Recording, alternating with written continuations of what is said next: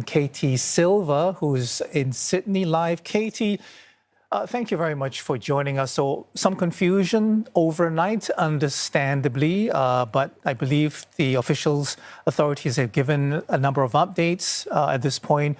So what sort of details do we have on how the attack unfolded? Well, as you mentioned there, what has emerged over the night is the fact that it was a father and son duo. That was certainly not known to us over last night. We had at one point as well heard from police that there could have been 3 people involved. Now they have reduced that to 2. In terms of how it unfolded, as you saw there, they chose that specific bridge. It's a footbridge that many people goes over a pedestrian path, many people passing under it. Bondi Beach at that time of an evening, it was 6:45 p.m. local time, on a Sunday in the middle of summer, lots of people out, lots of restaurants, lots of bars, lots of tourists, and indeed that event for 1,000 Jewish people gathered there for the event Hanukkah by the Sea.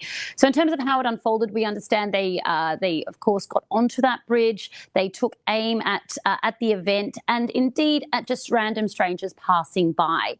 We know then that one of the father actually came down from the bridge, and at that point, pretty amazing footage actually of a bystander who jumped on him, managed to get the gun off him, and actually pulled it on the man, on the attacker himself, making him run away. So that was a pretty amazing scene. He then actually got back onto the bridge and continued to shoot until police ended the fire.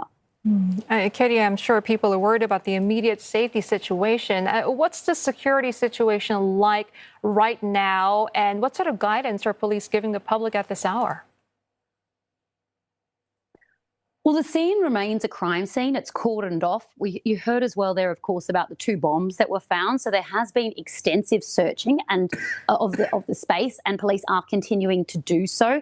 There, of course, have been multiple units, police, ambulance. Everybody has been asked to stay vigilant. The ASIO, which is the head of the security services here in Australia, they are also encouraging people just to be aware and to be vigilant. They haven't yet escalated their threat level when it comes to terrorism, although there have been fears when it comes to things like copycat attacks. And what this means, what this event means in terms of the incendiary nature, there has already been tensions when it comes to anti-Semitism. In Australia in recent months, a report found, for example, that there was issues when it came to anti-Semitism. So there are certainly, everybody is something of a bated breath. People are very nervous and people are very devastated. Katie, have the authorities indicated whether this is an isolated attack? And also, I guess, what steps are being taken to prevent future incidents? Are they saying continue with life as per normal? Or what exactly is the advice being given? So at the moment, it very much does seem to be isolated. Police have said there's no evidence that they're working with other people. Of course, as we heard there, the father had pledged his allegiance to ISIS about 6 years ago. We understand as well, some local media is reporting that an ISIS flag was found in his car. Whether or not there are these links, that isn't yet clear. The investigation continues. We heard about the fact that they were doing raids in 2 different premises of the father and son.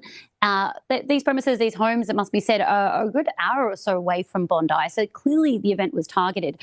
But in terms of going forward, I think it's basically people being vigilant. But Australia, for touch wood, better or worse, good luck, so far hasn't had a history of many significant terrorist attacks. The last was the Limp Cafe siege in Martin Place in Sydney back in 2013, 2014. So it has been a long time since we have seen something like this. But without a doubt, today and in the coming days, authorities saying be very vigilant, be very careful. Yeah, and Katie, the attack also raising concerns about anti-Semitism in Australia. How are officials addressing those fears and reassuring the community? Yeah, so a report earlier this year found that there was anti-Semitism in Australia, that many Jewish people felt that many felt unsafe.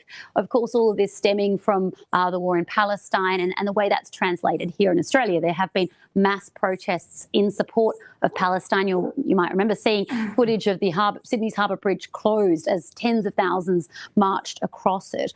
So it has certainly been something that has become part of the public discourse here. We have heard from the opposition leader, Susan Ley, who has accused the Albanese government of not doing enough to try and alleviate some of these issues. Benjamin Netanyahu has also made similar criticisms. Whether or not this is definitely something that as part of the inquiry, they're going to be looking into.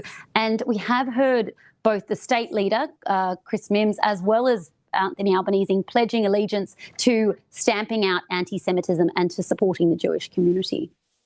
Katie, 16 dead and or dozens more, I should say, in hospital. So can you tell us what kind of support is being given to victims and also families?